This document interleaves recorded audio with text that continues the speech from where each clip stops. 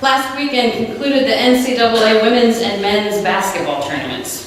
Baylor beat Notre Dame by 1 to win the women's championship title on Sunday in a game that went down to the final seconds. And University of Virginia beat Texas Tech in overtime to win the men's championship last Monday. There were quite the tournaments with lots of ups and downs, a few upsets, and many that went back and forth throughout the entire game. Now, in case you didn't know, the women's Oregon State Beavers made it to the Sweet 16, and the women's Oregon Ducks made it to the Final Four. Our state definitely represented in the women's tournament this year. What was also represented was intensity. Intensity among the players, the fans, and the coaching staff, with one particular coach standing out for her intensity. She was something to watch as she paced the sidelines and coached her team.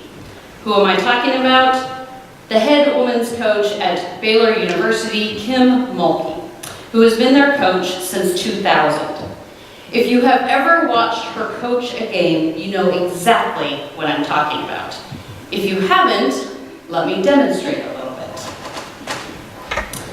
And she did this in heels, which is why I wore heels today. Crouching on the sidelines, watching her players going up and down the court, pacing the sidelines with them as far as she could go to that one little line, back and forth, the whole time, not kidding. Google it, back and forth. Then there was the foul got called on her team, pulling her hair out, shaking her fists in the air and yelling at the ref. Not kidding. Clapping her hands at the players, getting them to go down the court like this. Come on, guys. Girls. Sorry. And then all of that included with her facial expressions. Big eyes, bad, everything. The entire time she is coaching like this. And also generally in a pantsuit that's a lot brighter than black. I don't have a bright pink or a bright blue pantsuit, so I couldn't wear that today. That's Mulkey. Her overall presence as a head coach screams intense. Her players consider her intense, the commentators, other players, basically anybody that has ever talked about her or knows her, hands down thinks this. During one break in the Final Four game between Baylor and the Ducks, there was a segment in which her players had previously been interviewed about her intensity. They commented on her passion for the game, how she was always in it. They said that if she wasn't talking to you, then you better be scared. She is as intense in person as she comes across on TV.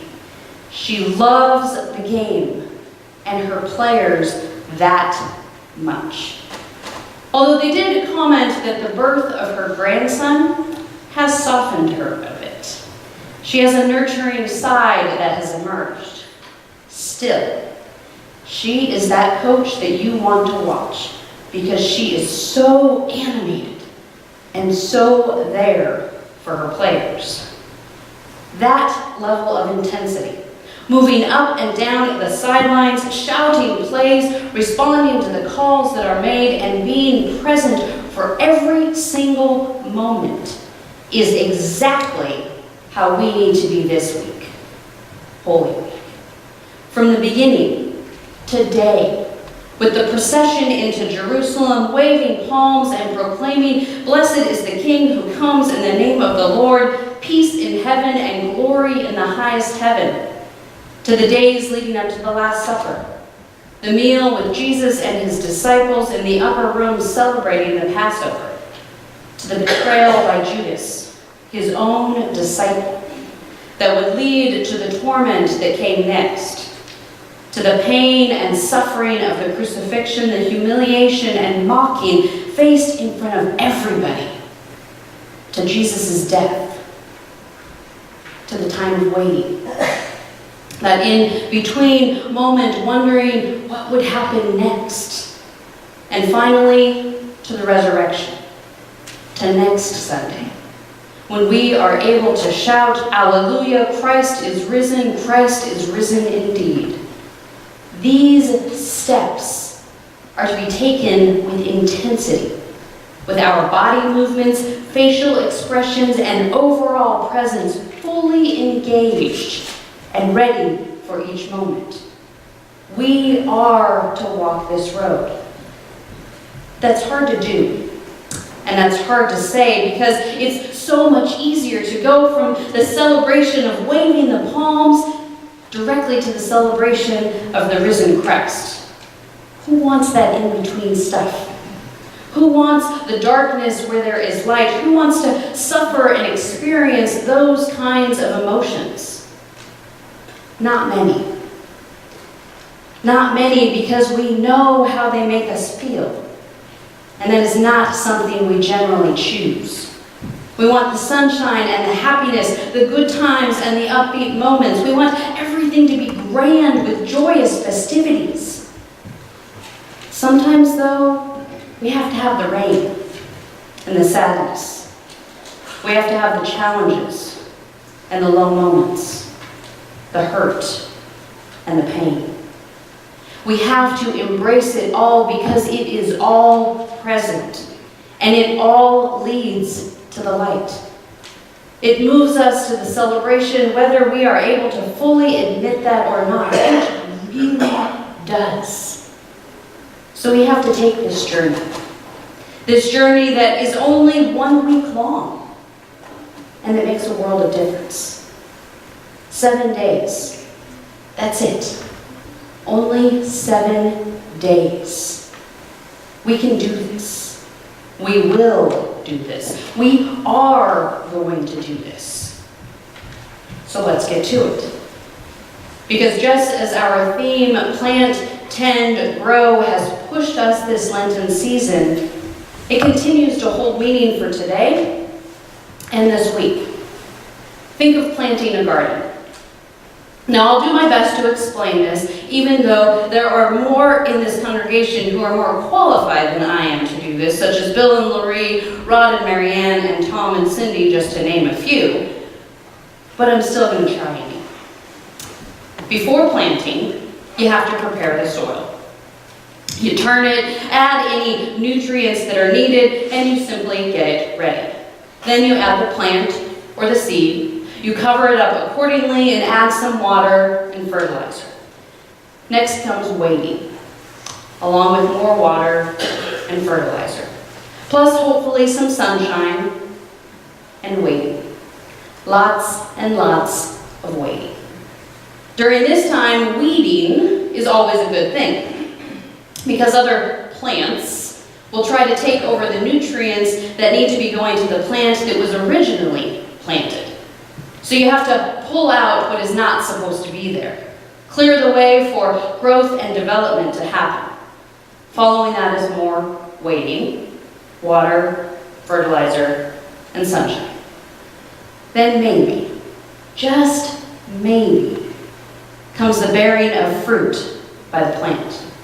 Something to be picked and enjoyed. The celebration is finally at hand. It only took X number of weeks or months to produce what was desired and hoped for all along. Perseverance, persistence, and a little bit of intensity thrown in for good measure. Now the rejoicing and giving thanks for sticking with the process, for taking all of the steps, and for doing the parts that weren't even wanting to be done in the first place, like the weeding part. Because every step mattered, and every step was needed. Otherwise, there is a good possibility the plant would not have produced and a celebration would not have occurred. That's why you have to go through everything. Plant, tend, grow. There are many reasons for this order and how it connects to this time of the church year. For we have been planting and tending all along for the past 5 weeks. We have done the preparation, we have walked the road, and now we've got a little bit more to go to get to that grow part. Because that is what will send us out into the world. Grow. grow our faith, grow our community, grow our awareness of God's presence, grow other people's faith. Grow. It's all active. And it all requires that intensity every step of the way. No matter if we are planting, tending on the sidelines, or on the court, we have work to do. And that work is not to be stopped.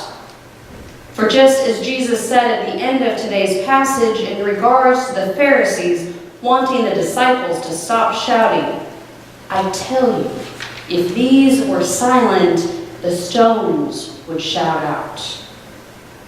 While that very well may be true, it does not mean we are to stop shouting, or spreading down our cloaks, or finding the colt that Jesus rode on in the first place. We are to keep at it. We are to be those devoted disciples following the one whom they believed and deeply cared for. We are to be the owner of the colt who believed the disciples when they said the colt was for the Lord. We are to be with the multitude, praising God for what Jesus had and has done, all with intensity, every piece, all the way to next Sunday. Because it is intense, in all ways, shapes, and forms. We know that. So we are to match that intensity with our intensity. We see how those around Jesus did that, and now it is our turn. For when we do, we will notice changes within ourselves. We will be different and live differently.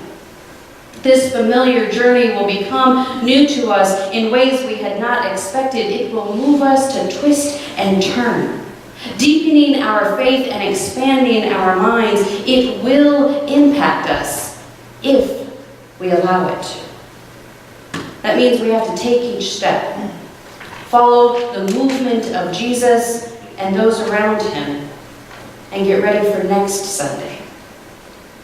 Because without every day this week, next Sunday would not exist. We wouldn't get to shout in a new way or celebrate to the max. We wouldn't have all that comes. Let's travel this road then and experience every emotion that is on it. And let's do it with intensity, serious intensity, where those around wonder, what is going on? Wouldn't that be something else? Will you pray with me?